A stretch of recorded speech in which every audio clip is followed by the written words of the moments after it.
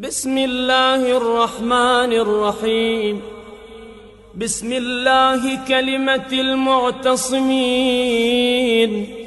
ومقالة المتحرزين،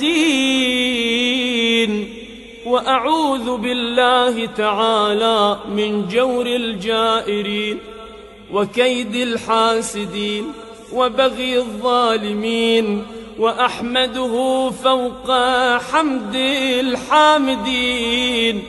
اللهم أنت الواحد بلا شريك والملك بلا تمليك، لا تضاد في حكمك ولا تنازع في ملكك.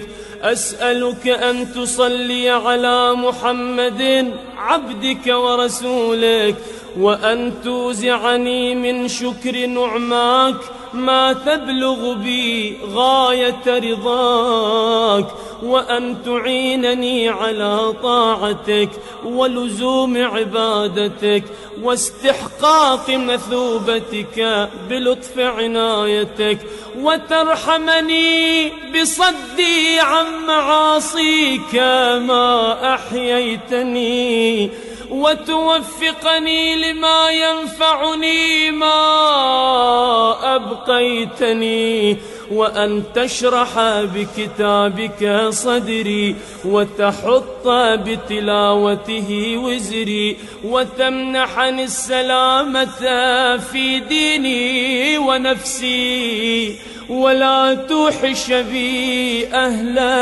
أنسي، وتتم إحسانك فيما بقي من عمري كما أحسنت فيما مضى منه يا أرحم الراحمين.